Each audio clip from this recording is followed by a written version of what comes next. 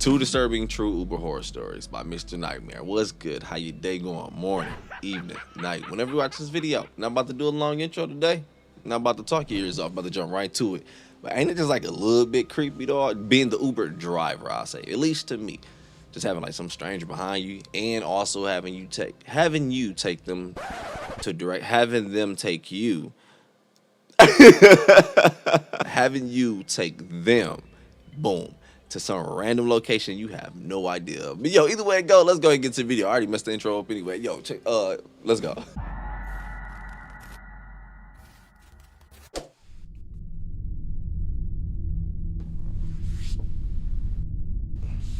Marco Mayer and Nightness. Two horror stories. In the year 2014, I frequently used the app Uber because I wasn't able to drive for 12 months due to some DUI charges. Just a stupid mistake overall. There's this nightclub bar in my town that I would sometimes go to on the weekends with my friends. Sometimes I would get a ride home with a designated driver if we had one, and sometimes we would catch an Uber. This night I wasn't feeling too great, so I left a little early.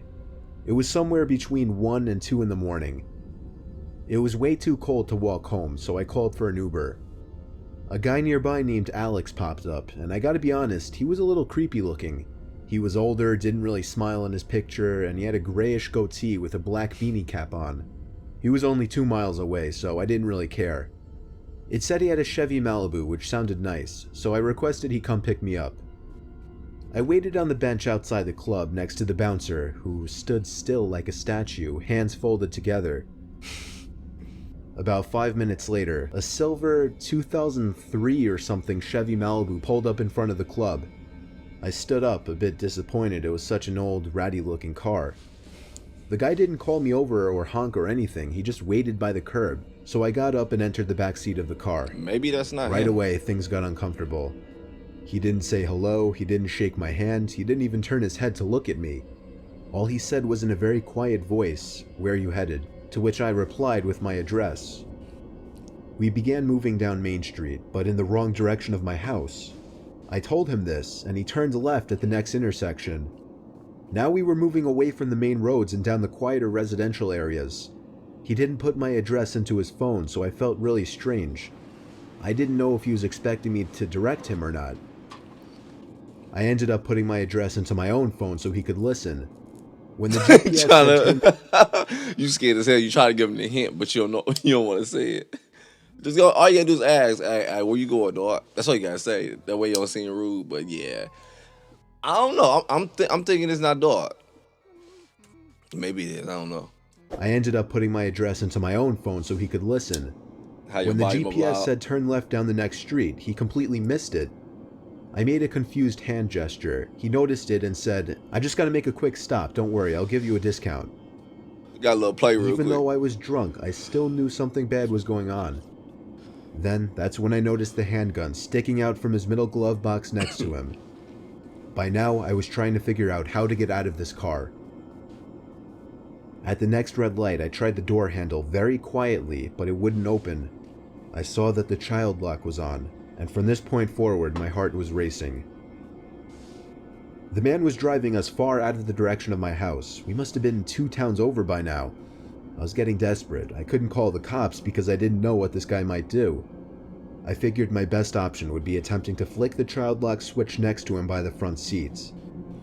I had to somehow slide over to the opposite side of the back seat behind him without him noticing. This was one of the most tense moments of my life. I locked my sight on his head through the rearview mirror, making sure he wasn't looking.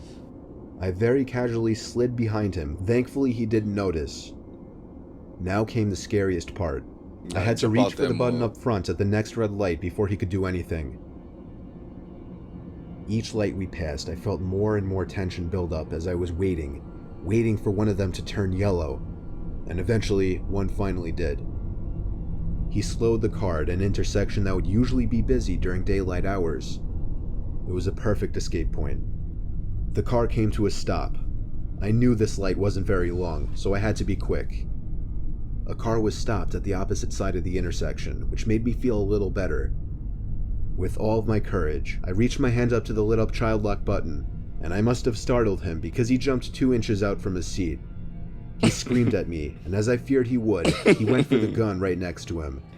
I was able to open the door and flee to the nearby Cadillac Escalade, where I banged on their windows asking for help. They drove off, completely avoiding me, but it didn't matter because the man in his Chevy Malibu was already gone down the block. I ran into a nearby grocery store that was open 24 hours, where I called a taxi this time. This was a very sobering experience because I don't remember being drunk at all in that store or during the taxi ride home. I reported the driver to Uber, who said they would escalate the situation to the authorities. It wasn't until a whole week later that an officer finally showed up at my front door for some questioning, and that was the end of that. I have no idea what became of that guy, but I've never used an Uber since. Yeah, for all that.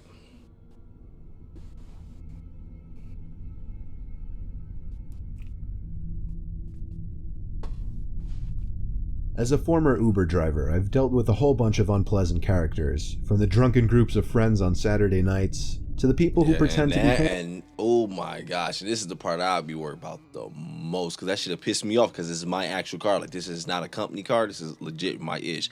That'll piss me off. I already know my record have been fucked up. Dog, and real quick, these are the ones I feared the most getting. If I was to do Uber driving, these are the ones I feared to get the most, because I feel like it'd be the most common as well, too, dog, because everybody like to use this as a designated driver, so it definitely makes sense to get these people. But these people who are just drunk and then they feel entitled to your ish. Legit in your car, though, acting a ass and legit trying to boss you around like, oh, I'll report you. But I don't give a damn about a report system. It'd be like, it'd be your damn car. Like, yo, this is not a company car. It's not a business car. This is my shit. Like, it'd be so much shit I'd be wanting to do, but I'm like, nah, that's probably make it'd be more illegal on top of illegal, so don't do that to them. Just go ahead and drop them off. But yeah, nah, dog. I hated those ones. But let's see what this one about to be, though, real quick.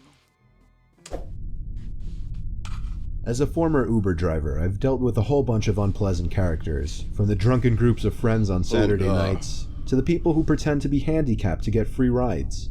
But every so often, you may pick up somebody who can just be classified as a straight-up creep.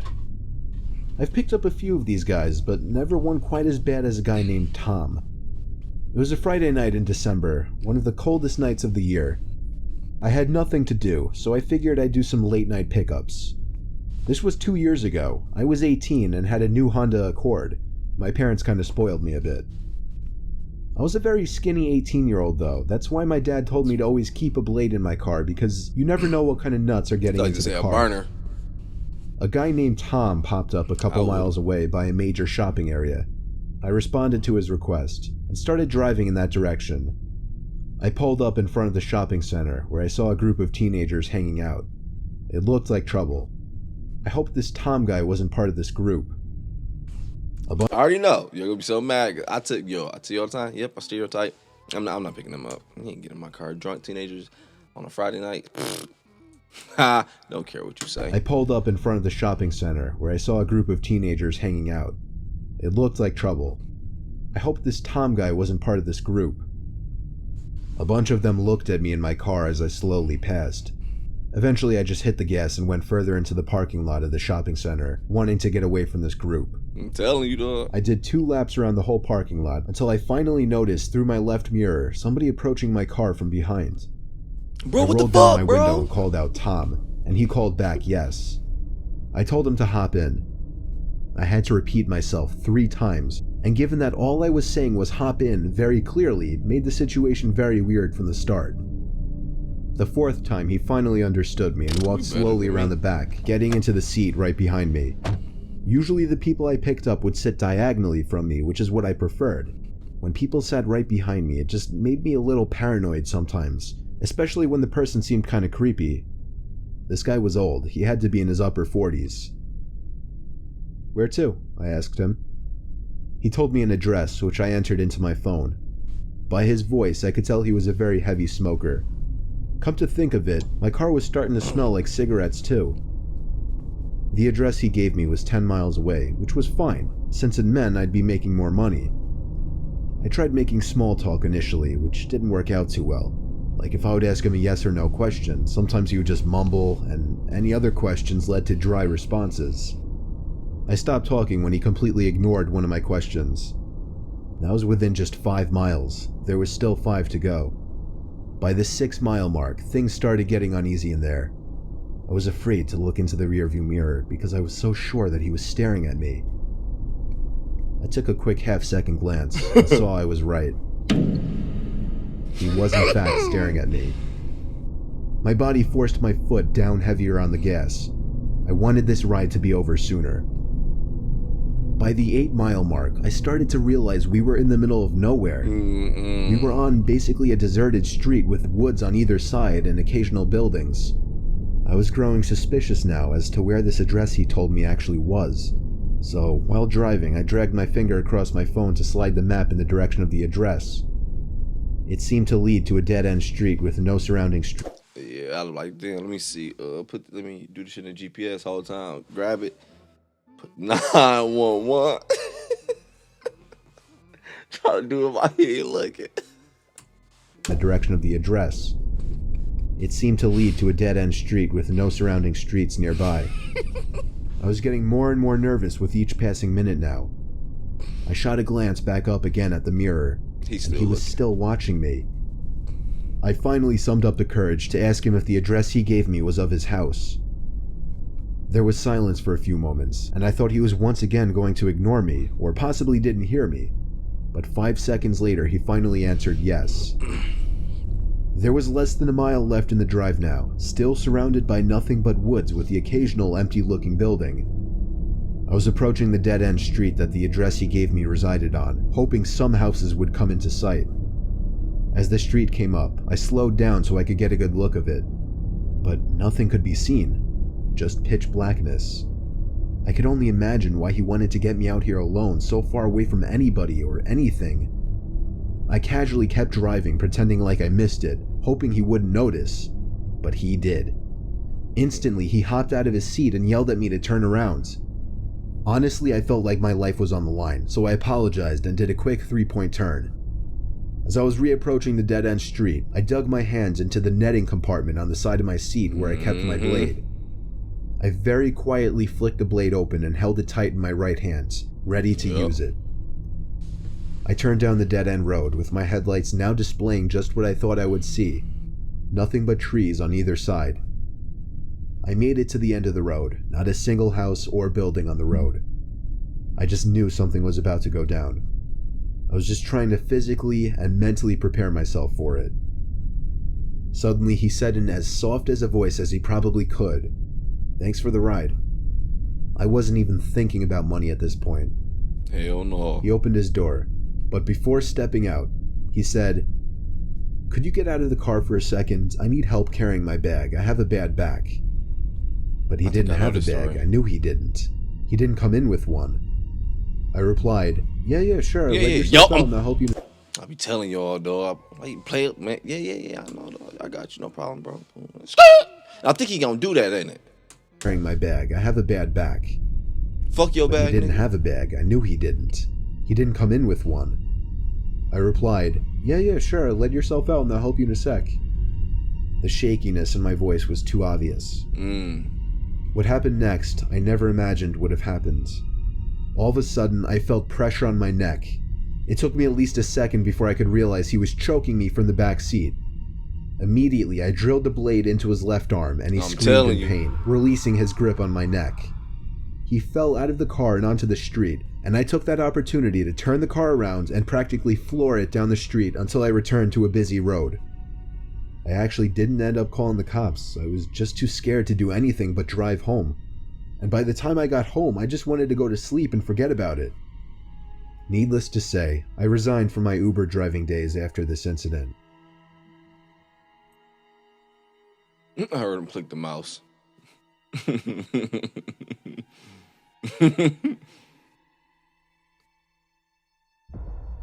Boo. Lemon head ass little boy.